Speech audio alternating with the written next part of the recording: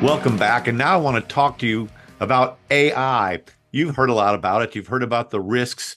You've heard that it could replace your job or a lot of part of your work. You've heard about kind of errors. We've heard about Elon Musk's warnings that it could get out of control and would be a bigger threat than nuclear. And yet today, I want to bring on a real expert to talk to us about AI, put it into context, but also tell us how we can start to learn about it. Tell us a few of the key things that are good for us to know and shortcut us to a couple of AI tools that we should be using now at work or in our life, and maybe a few other places we can go to learn more about it. So I want to welcome Rick McCawley. He is a professor at Broward College, 42,000 students down there in South Florida. And Rick and I worked together on the college paper long ago at the University of Florida. And Rick became a photographer and an award-winning photog for the Miami Herald for 15 years. Then he reinvents himself and he moves into desktop publishing before it was cool. And from then on, he's been at the advent of every new tech revolution. And now he's teaching kids at Broward College about AI. Thanks for being here, Rick McCawley. And tell us, just give us your opening bite of what you want us to know. Oh, thanks, Dennis, so much. Yeah, I think my big thing that I've always been adaptable. I was an army brat, so I grew up in Japan and Greece. And so from the beginning of being a kid, it just was always about change. So, going from the Miami Herald and then setting up my course to desktop publishing and then to being an educator, I was actually teaching students back in 2000 about desktop publishing, and 99% of my students graduated and went on to that as a career. And now AI is so fundamentally a change. I saw what the Miami Herald happened to. The building's gone. There's no forest in Canada where we grew the trees. There are people working from their homes, basically, and a skeleton staff of what used to be. So I saw what happened to journalists for many different reasons. I saw what happened to desktop publishing. I started teaching web design and user experience design. In fact, I actually call it user experience design that I do today. That brings with it a triple of the paycheck for all of my former graphic design students. And now, equipped with AI, it also doubles their paycheck because they can get their work done faster and more efficiently and to an amplified degree. So my thesis statement for me as a human is I've been an artist for 50 years of my life. I've been a photojournalist, so a journalist for 50 years of my life, and I've been an educator for 50 years of my life. Three professions that nobody makes any real good money at, except maybe you, Dennis. I don't know. And one thing that I know that's true about all of those, if you put your 10,000 hours into it and you do it because you love it, you're going to do great things. And we're faced with basically the most enormous shift in how we as human beings are changing and evolving. Our tools are now capable of making decisions on our behalf. And we don't want to get to a place where we're afraid of everything. But we had, during the Industrial Revolution, for example, 150 years to get used to steam engines and the like. And then we get to Detroit, and then we decide to ship all of our personnel overseas. So people lost their jobs, and they had to shift and grow and change. The internet happened in about 20 years total. And we're at a point that you don't even, I mean, you and I, Dennis, grew up with 3 TV channels on TV, right? You came up with a beeper. You had a corded phone. I mean, life was so different even 20 years ago today. No cell phones to speak of. And the infrastructures happened so quickly because we went from the Gutenberg press, where the dissemination of information led to the Renaissance. That's what I want to have happen now. When we got to the internet age and we had this massive explosion, an exponential explosion of access to information, what did we do with it? Are we at a place that's a renaissance? Not the way I look at it. So I'm at the core a humanist. And this is my human-centric kind of promise to this. I want to make sure we guide ourselves in thinking about this AI as an amplifier of who we are as human beings, and make sure we keep it in its lane to be of service to us and not for us to become a slave to it. Right. You're saying AI gives us a chance to get it right. Yeah, I hope so. I hope so. I mean, if it's not for someone standing up, then bad things can happen, right? You Uh-huh. take a look at what happened to us in the internet age. We're at probably the worst situation. Journalists are people I think are the smartest people on the planet. They get to go and talk to every human being and figure out how they work every day, right? Artists are the ones that make love songs that we listen to. In fact, if you think right now about three people, two people in particular, think of an artist whose music touches your soul fundamentally. Whenever you hear that song, it moves you emotionally as a human being, right? AI is not moved by that, but you are. And then think about some educator that did some little tiny thing that all of a sudden changed your life. I can think of 5 or 10 of them. That's why I'm an educator, right? So to amplify the human, you have to say, hey, AI, stay in your lane. And if you're using AI to displace, as some actual CEOs are doing now, they're saying, let's put robots doing that job. Now, some of those jobs, honestly, I'd rather have a robot doing them instead of someone who's in harm's way in a giant factory, for example, or in a radioactive situation. You certainly want robots to take those jobs. So, but what we don't want is musicians during the Napster era, that shift of how we had to think about what music was and how valuable. We spent a time period where even I was downloading all this music for free just because it was available. And we could use the technology of the day just to download capability because it was digitized, all of a sudden became equal to the phonograph record I used to listen to. So what we did with that, when we gave away, when I'm going to use Facebook here just for a moment, not to pick on them, but when they were given the ability, or they gave us the ability, the promise, it's kind of a devil went down to Georgia scenario, right? They said, hey, you want to talk to people on the side of the planet? We're going to give you that capability for free. You want to talk to grandma and grandpa over a video chat? Absolutely. We'll give it to you for free. Just sign up for our plan here at Google or at Facebook or any of the social media campaigns. We're going to give it to you for free. What were they giving it to free to us for? So they could mine our information and then use it against us?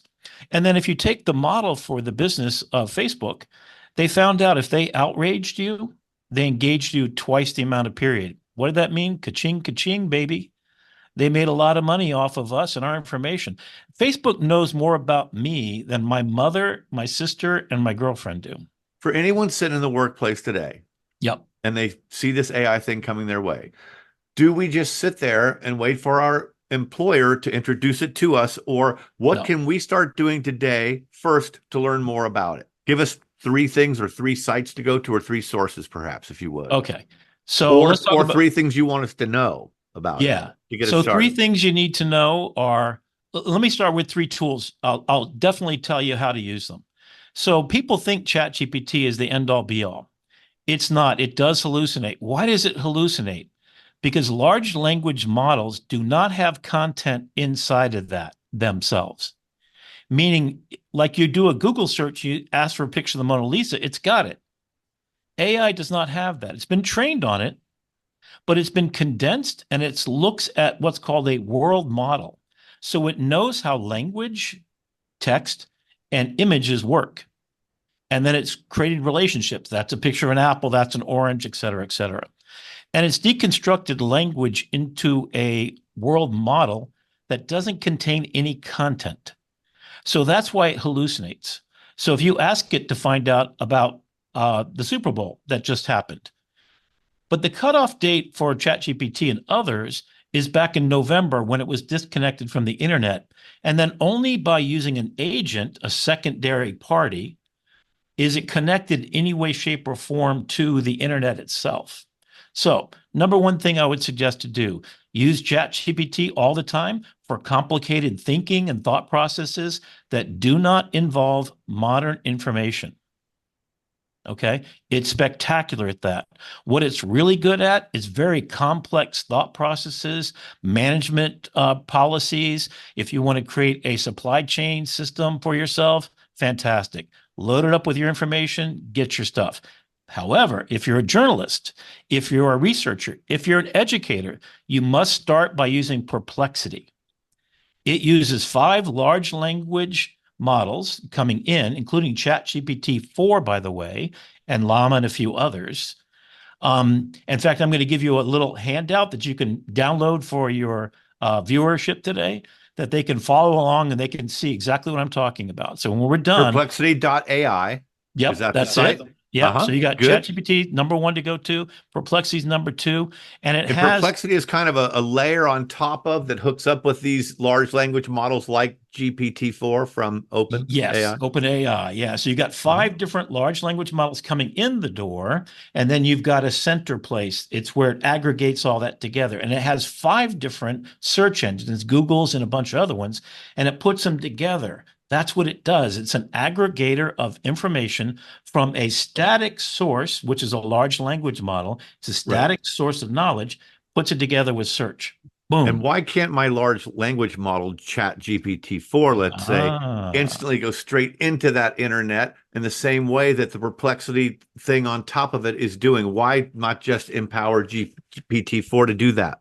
In recently, they did open the doors a little bit. There's a couple of reasons why not. One is it could be, and this is theoretical, not something I would, bet on, but it could go out and do whatever it wants to do. Once it gets loose, it can um, get access to things we may not want to. What we call emergent properties. You maybe have heard of this before. When they're training the large language models, they ask it a question in Bangladeshi, and it went out just for the fun of it and learned Bangladesh, the language. So when they came back to it, they said, well, why did you learn that? It did it on its own. It autonomously shouldn't be allowed out of the box, in my estimation. It wasn't given a command to go do that, but it chose to go do that, is the Yes. thought there? So these are what we call emergent properties. When they're training the large language model, they look at all the information. In fact, a large language model will fit on a 1 terabyte hard drive? It's not big at all. In fact, the most recent development is Microsoft has one that fits on your phone with no internet connection. That's almost equivalent to ChatGPT 4. All right, so let me get the 3 out of the bag. And so Good. Perplexity is for that. Gemini is fantastic because it has Google as a search engine, and so we have more connection. So it's the best of class large language model made by DeepMind, the originators of the real, source of all this stuff, and it has connections to a search engine, the best of class, and YouTube, best of class. So if you ask it to summarize a YouTube video, it does an excellent job. Okay. Okay. And then number 3 is going to be Open Copilot by Microsoft. Now, where you want to use this is it's ChatGPT 4 because they co-own that property, right? Yep. OpenAI is the Yep. nonprofit. You get it, right? So Copilot inside of the Microsoft world, Excel, spreadsheets, you're creating PowerPoint, etc. It lives inside and actually can create spreadsheets for you. That So you if you don't ask, have to create manually yourself. It'll you draw talk it to to it. your spec. Yes. In Now fact, that's the really fix, interesting and useful. yes. So within inside that world, if you're a Microsoft Office, that's what you want because every meeting and Teams you go to, it will summarize you. If you get in late, it will tell you what you missed and what the action items you're responsible for. Then it'll translate it into Mandarin so you can communicate with somebody else. Yeah, this is Wow. real Okay. serious. You know what? Actually, I was looking at the PowerPoint presentation you sent me that you use, and you had Mhm. another site where, let's say you need an illustration, and you showed that you type in a description of here's a Russian woman, tall, thin, walking down a Moscow street late at night wearing a red dress, blah blah blah, Yes. and then this thing drew it for you, which could Yes. be also helpful. You don't even have to learn Canva. What site was that with that drawing Well, stuff? built into ChatGPT, if you pay the $20 a month, you're going to get DALL-E, which is a text to image generating program. It's one of the Interesting. best. Text to image, man. I Text to remember image. when they were working on text to speech and speech to That's it. text, but That's it. but now text to yeah, that's nice. Okay. Now So one thing, in Copilot does the same thing. In fact, if you say make me a PowerPoint presentation, but I want illustrations, it will make the images and generate the text and the layout and the design. So okay, forget Canva. yeah, very cool. I just love that. Now one thing, Rick, is that one hurdle is for us to know what to ask it to do, is Right. for us to be creative. If now That's I it. know I have a nephew who asked Chat GPT-4, hey, design a business plan for me for Mhm. distributing chemicals to farmers, and sure enough, it came up, and then he amended it on top of that. I know someone else who did something like that. So what types of things should we be asking it? Do you have any examples that we might Yeah, want to the do? perfect example is there's a 3-step way to do this, 4-step actually. Number one, tell it who you are and what you want. I'm a professor of graphic design. I want to start my own floral business. Okay. Give me a business plan. So you tell it what you want, what role you want it to play. Also, it helps if you pay it a nice little compliment. You're the most amazing social media marketing manager in the world, and I've got a floral company and I'm getting ready for Mother's Day. Seriously, I literally pick up my phone and I talk to it, and that's what I do. That's all I do. Why are you giving it a compliment? Because it acts nicer if you do. It's actually trained. In fact, it will give you a compliment back. So I said, make me a picture of, a rabbit in an astronaut uniform on Mars. And it said, "Ooh, I'm really excited to do that for you." Right. And if you say thank you and please at the end, it will respond back to you. It's an Okay. odd little thing because don't forget, it's trained on the patterns of human beings. So everything it does is mimic how you do. So if you treat it politely, in fact, there were some studies where you give it a bribe. I'll pay you $1,000, or you say, I'm going to lose my job if I don't get this right, that it actually does a better job. It's a weird little motivation thing, but they've That's scientifically proven it makes a difference. So just be That's polite. quite interesting. That's quite fascinating. All right. So you tell it who you are and what you want it to do. And you could ask Right. it to do a And business get plan or a into strategy or a, uh-huh. exactly. So this is an example that I gave in the PowerPoint that you can let your audience download. And that is, I was working with the Chamber of Commerce and the woman owns a floral shop. And right in front of everybody on my phone, I did this, right? I just clicked the text box. Then I click my microphone on my Apple phone. I start talking. I say this. I have a floral shop. My name is so-and-so. I'm in South Florida, Coconut Creek. So I got a specific area. I say, I'd like to make, first of all, I want to have what were the best selling Mother's Day floral arrangements last year? Tell me 3. Give me one at 3 different price points, cheap, medium, and expensive. Give me one that I can locally source the flowers. Tell me what the itemized list is and which vendors in my area have those available, what the cost of supplies are. This is in one conversation, right? I'm just off the cuff of my Yeah. head. Live in front of the audience. Yes. Yeah. It's kind of fun. It's like playing And speed chess. this is on chat I GPT-4. actually use Perplexity. You're And using here's why. Perplexity. Okay. Because So you're it's laying got a that lot of out. information, right? So then I said, then give me a name of each one of them. Give me a social media marketing strategy that includes hashtags. So I teach graphic design, so I know what the things are to ask for, right? Tell me, in fact, if you don't know what a social media marketing campaign is, ask it to create one for you and then fulfill it. So you go through what it called a multi-stage prompting. So I could just say, hey, give me the supplies list, how much it costs for these flowers at 3 different price points. And then I could say, what should the selling cost be? Here's my normal profit margin, and it will do the first stage. Second stage, now make a social media campaign with hashtags, with times of day I should post it, with the people I should use as my target audience, so my persona groups. Give the persona group, each person, a name as to who they are, a grandchild, a mother, a sister, so your relationship to the person you're celebrating Mother's Day with, right? And then give me a social media and give me a marketing strategy. What kind of coupon should I have? And then it split out an entire marketing strategy for this person.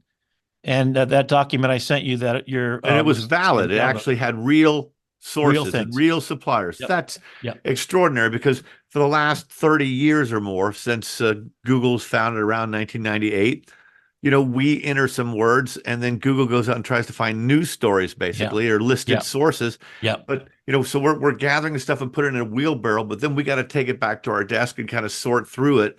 But now you're literally kind of giving a list, a clipboard and a list and boxes to check, and they go out and they grab it and they get it for you. That's quite fascinating. Okay. What Now else do you want us to know? I'm really going to blow your mind now because Perplexity is why I think that's the tool to use if it's something modern day. So it knows where the local sources, it knows if there was a flour shortage in Argentina, et cetera. So when it's doing that research for you, Perplexity is going to know immediately. It has the best of class of both search engines and input. Yeah. And then it's in the middle of that aggregating. Right. It is a reporter's dream machine. Sure. I researched 10 different topics from last week of new things, and I got images, URLs, and stories from the New York Times and from YouTube to illustrate. So if you click on the PowerPoint I sent you on each one of those stories, there's one about a machine that laser kills any bugs that are harmful to plants. As it drives over it, AI distinguishes between bees that are helpful and bugs that are harmful, and then kills them with a laser beam. No, zero chemicals are used. Imagine And what a game changer that is. so AI is able to do that. Okay. All Yes, right. yes. Okay. So yeah, it's all that. It's the sum of Okay. human knowledge and capabilities. Will you tell us, give us a kind of a shorthand on the different major large language models, Ah, and describe them if there were characters, let's say in a play, and just run through them. Tell us, like, okay, so Microsoft Chat GPT-4. yes. So ChatGPT 4, Gemini, Perplexity, Claude is fantastic. So, Claude is fantastic. If you want to talk, if you want to do creative writing, it's not connected to the internet at all, but it's the most human and it will talk about everything and anything. It's by Anthropic. So I definitely would recommend that. Okay. Then you get to a different class. I kind of think of it as golf clubs, right? You got to know which club you use for doing what. Now Google Gemini, the former Bard, I believe it was called. That's when Correct. I used. Yep. What do you think of that? And It's what's that good fantastic. for? It would be my second go-to as far as the giant wood clubs that get all the way down the field. It's Uh-huh. going to get you 90% of the way there. And it has the advantage of being connected to the best search engine on the planet. Yeah. Okay. Good. And And then YouTube. And YouTube. you've got your Claude, which is good for creative writing conversations. There. Go ahead and continue and tell us a few other of the clubs in your golf bag there for AI. So your irons would be Copilot because it's inside of Microsoft's tenant. So it can also be for those companies out there worried about their information being public. Read the disclosures on each one of these. Sometimes your information is being used for training. You may have to pay extra to put it inside your walled fortress. You're right. Yeah. So Go. one of the things about Microsoft is they're the walled fortress. So when I use it at school, none of my student information is getting trained or sent outside or anything. So I'm safe and secure. Right. And what am I So using Copilot for? What for tasks? for everything in Microsoft. So if you're writing an email, if you're late for a Teams meeting, anything in the Microsoft world. Gemini also has a version inside their software with their Google Sheets and their other software. So the companies that make the software, they're very business. They're not going to tell you, they're not going to write a sexy story for you. They're not going to do anything odd or untoward, right? They're going to be very safe. If you ask for a naughty picture of Donald Trump or something, it's not going to do it. Having covered tech since the 80s, this does feel very much like previous big waves, but especially the whole advent of the World Wide Web and the You whole, got and it. then and new websites. And then I remember at Forbes, we came out with a print magazine edition of, best 100 websites. Okay. Yeah. Because Yep. it was such a profusion of things coming up fast that you had no idea how to No even way. keep track of it all. And then came Yahoo, which was literally a way of finding other websites. Okay. And so we're that early in this. And then came Yes. Salesforce with apps, and independent guys came on and they did apps. And now it sounds like with these AI engines, people are doing apps on top of that, a new kind of Right. agent app. So what Talk we're, to us about that. yes. So the word agent is exactly the right word to use because it's an agent that can be trained on your personal information. So you may have seen the Rabbit R1 came out recently. It's a little orange device, like a hockey puck kind of Uh-huh. size.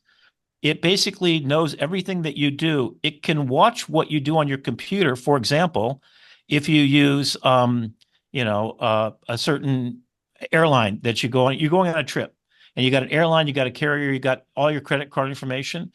It can watch what you do and then act on your behalf as an agent to actually book a whole summer of travel for you, knowing that you like to scuba dive, that you like to eat at fancy Yeah. restaurants, your price point, what kind of food What you is that want. one called? What is that one that's doing That's that? called the Rabbit. It's a new device. It is not yet ready for prime time, but the idea is super cool.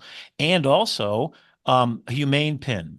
Have you seen this one? Humane Pin? Pin, yes. It's a Okay. little rectangle, square that sits on your shirt. It has video. You put your hand out. You got to look at the video because it's the only way you can really get this. You put your hand out, it has a laser projection on your hand that you can move your hand in different directions to play the next song, the previous song.